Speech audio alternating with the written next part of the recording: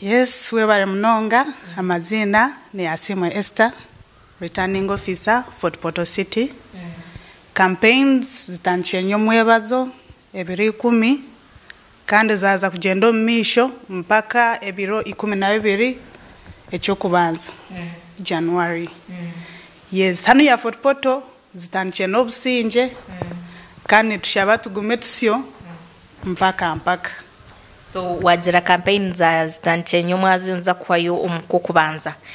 Bintu ki biragiro ke bimutayiro kurora abantu basobora kutswa rundi babihondere guidelines ezimutiro nka ba EC. Okay. Ekyo kubanza tube twine meetings na ba candidates bona je Sunday huiro rwa katani twenka Fort Portal na nahandi hona kare. So ba candidates twabagambira ebibine kora rights zabo nebibatine kora.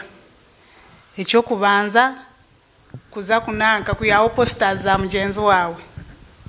Ushanga ho posters abo kujiriwe tozine oita publicity ya mugenzi wawe. Oihayo posters, defacement of posters. Omushango gundi nobwo kurango wakoraki wo wahereza abantu amara ku disorganizing a campaign za mugenzi wawe. Ushango omwe cyamure majato ebyori yakambishisha. So ekikuikizibwa no abantu basa kubahereza mere na nebyo kunywe bindi. Kwenka kuhereza aba voters amarwa wenka candidate no mushango gwamana.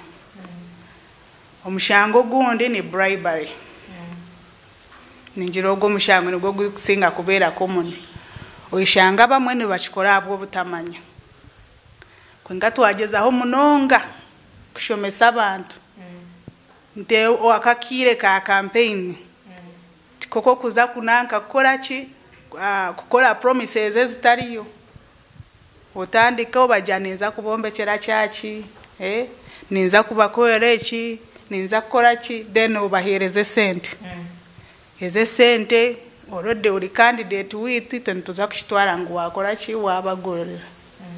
So ba candidates bageze ho munonga obutekwatiro mushobi obirebire abantu barugayo no mu parliament just because baba kwata bakuhereze mtware 5 uriya ya picking evidence akutwara mu koti omushango korachi gukusinga. So tugeze ho munonga ka voter bribery ako.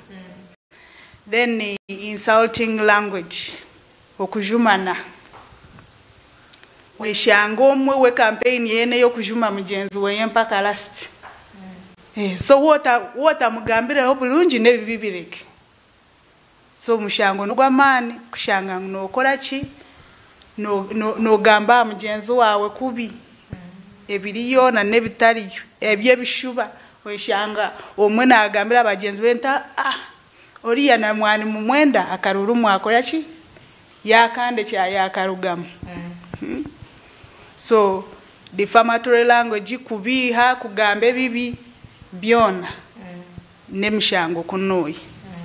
So emishango yo ni myingi, false statements ogambe bitariyo emishango ni myingi. Then bonka ba candidates bine rights zabo nabo. Wenka candidate oine right ku accessing a media. Kokutulia tayari TV narugaho candidate nabasagarukaho ajati yes nyoka kan campaign njirari ali tayari. So bine right yo kuzomu any media ku campaigning. As long as campaign zawe tokujuma opponent wawe yegambe ho byorakora abantu otakagamba ori yebyatarakore na nebibye ebikumukwataho. So ba candidates katugezeho kugamba ebikutukwataho byonka. Gambe birungi tinyowe ninza korechi ninza representation basically. Yes. Then being a right to protection. When a candidate yesimbire nkoko korera hanu yanti twine atinka MP level twine ba candidates 15. Central twine ba candidates 8. North twine 2. Then abakyala ni 5. Any of them yana enda holding a rally. just naza police emuhereza obukuumi. Yes, so electoral commission nekwatanisa na police are mandated to give protection to the candidates. Yes. Ati wagamba bizibu bishatu ebikusingayo kuteganisibwa rundi ombwire bw'akarurebi tukurebamu na munonga ekintu kyo kuha abantu sente kugurira omuntu bamuha akaruru imwe nka isi omuntu ogumwamu kwata red handed nikiche ekikumubaho ninga namukoma ntuendezo penalties ezimubatireho in case omwari we yahenda amateka. Okay, penalties zo ninja even kambu kushomero mu summary nko kuburi. So penalties what in certain somuntu penalty no kukoma emyaka 3 or ohereze sente to the tune of 72 currency points ni kaka kade kamwe nemtwara nanena. Yes, because currency point ne mtwara ebiri.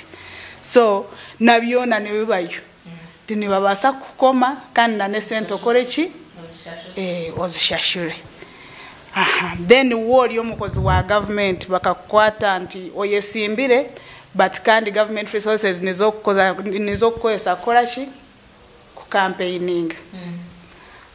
No shashure mtwaro 48. Then oba prison kwenga both penalties no basa kuzifuna bakoma mwaka gumwe then ogarukana na kasento kakorachi oshashura. Voter bribery okugurira penalty ni 72 currency points niko kakade kamwe nemtwara nanena. Oba kukoma emyaka 3 ejejo niyo voter bribery. Then false statements kugamba kubya mugenzi wawe ori kubiha manyangu yafa manyayarugo mu karuru emtwaro 96 niyo penalty. Oba emyaka 2 omu prison oba both oku inciting a violence tuinaba just bo byakure mojiro kambishishe o inciting a violence so abantu eshanga bakurwanaga nabwawe. So ijo penalty no shashura obukade bubiri nemtwarana oba bakoma mwaka oba byona bibiri. Yes. Nenche chinasigayo use of sectarian language okwaura ya urombantu uyeshangiwe abokugira oriyo mu protestant mutahi wawe no mu katoliki oyeshango uri kwaura abantu muri echo itwenka abakatoliki tufereze mu katoliki mugenzi witu itwenka abasilamu abakafiri tubareke. Such sectarian language eri kwaura mu bantu itwe turi abatoro tutakahereza abaganda itwe turi abaganda tutakahereza abachori. That is sectarian language eri kwahura ya uromu bantu. Ushanga abantu bino businje burijo kwenko kibatekamo. Yes. So ogwe no mushango gw'amani nemyaka 5.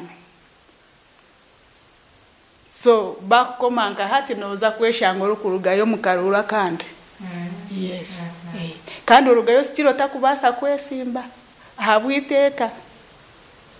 Oba kome emyaka 5 nata kubasa kwesimba omuri obo bwire ninga ati nkaka 20 maybe 30 something okwe nabasagarika kesi ati to kwishkantu wabera convicted hari emyaka yo inokumara utakwesimba. I think it's about 10 years.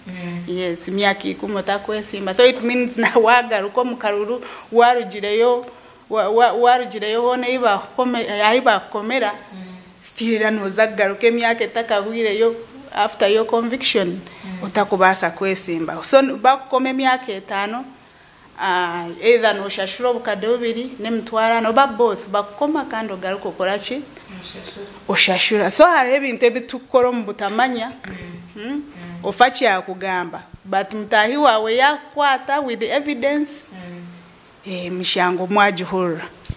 madamu wagambaho ekintu cyo hariho emishango emwe y'abantu bakukora batakumanya imwe nkaba isi mwakozireho sensitization ningo kushomesa abantu uko aheru kumanya ngo go mushango tinshemeye gukora umbwiro bwa campaigns. So it's an electoral commission twagezaho munonga kushomesa abantu ko kunagambira anti tukabeta bonka ba candidates twabashomesa na ba agents babo. Then ntwatwine yoza talk show. Then nimwe mutuyamba. Twazo mu shows ezi ntugamba na ba voters cause nkoko kumanya ignorance ekiriyo mu mbanta bamwe. So ntugeza munonga kubashomesa tujane ebitongore binde bikutuyambaho mu civic na voter education tune department yona omu electoral commission ekutuyambaho nito tuongeraho twine ba supervisors kuruga division itaba city then aba district bine ba sub county tugira ba ward supervisors na ba parish supervisors. So that hierarchy kuruga chairperson mpaka aha parish supervisor nitwe yamba kureba nguburyomwe information yamuhikaho. Yes. Ati ombigambo byawe ebya muhero hari umuntu akuza kutera karuru ningo wari munakorebera atayari west no bashaba umbwiro bwo kuronda karuru tukuza kutera karuru mukwezo ko kubanza bakore ki kureba haguma ho businje kandi na campaign za cyendaje. Okay. Ekyo kubanza kyabyona abantu twino kumanya. There is life after elections. Akaruru cyo kushembayo.